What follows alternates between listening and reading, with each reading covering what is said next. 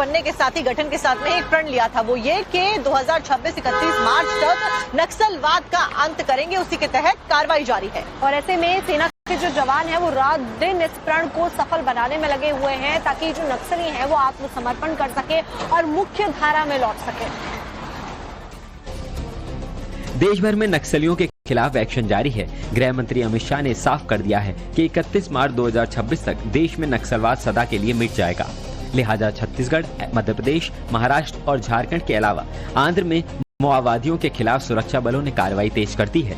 लगातार नक्सली सरेंडर कर रहे हैं या फिर जवान उनको ढेर कर रहे हैं।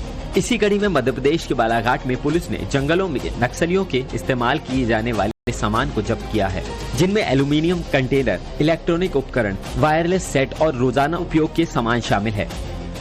2 बड़े जो नक्सलियों के डंप रहते हैं जिसमें सामग्री रहती है, इलेक्ट्रॉनिक डिवाइसेस रहते हैं, एक्सप्लोजिव्स रहते हैं, यहाँ तक कि जो यूबीजीएल शेल्स रहते हैं जो ये पुलिस वालों पे हमला करने के लिए इस्तेमाल करते हैं, वो काफ़ी बड़ी संख्या में बरामद हुए हैं।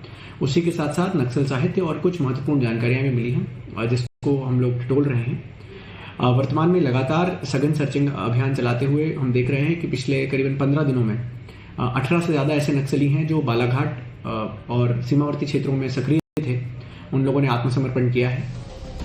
जिस तरह से सुरक्षा बलों ने संयुक्त ऑपरेशन चलाया है, उसके बाद से नक्सलियों पर काफी दबाव है। नक्सली इसी दबाव के चलते अपने ठिकानों को छोड़ने को मजबूर हो गए हैं। मोदी सरकार का कमिटमेंट है कि बीते 4 दशकों से लाल आतंक का दंश झेल रहे आदिवासी बहुल्य क्षेत्रों के भोले भाले लोग को अमन चैन की जिंदगी मुहैया कराना, और सरकार इसमें पूरी तरह सफल है।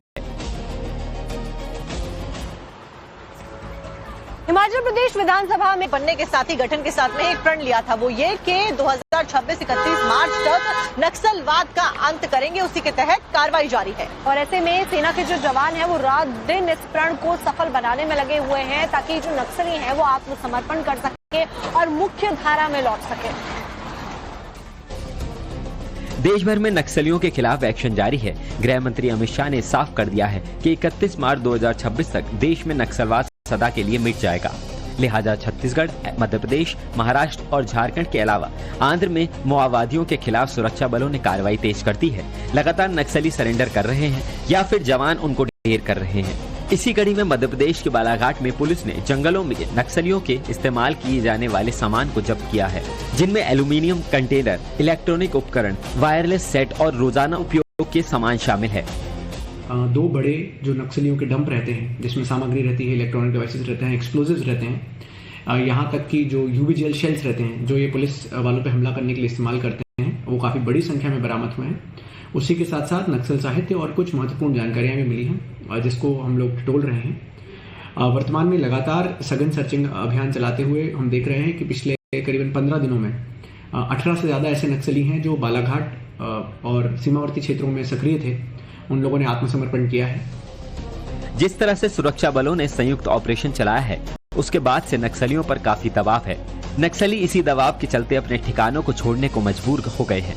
मोदी सरकार का कमिटमेंट है कि बीते 4 दशकों से लाल आतंक का दंश झेल रहे आदिवासी बहुल्य क्षेत्रों के भोले भाले लोग को अमन चैन की जिंदगी मुहैया कराना, और सरकार इसमें पूरी तरह सफल है। हिमाचल प्रदेश विधानसभा में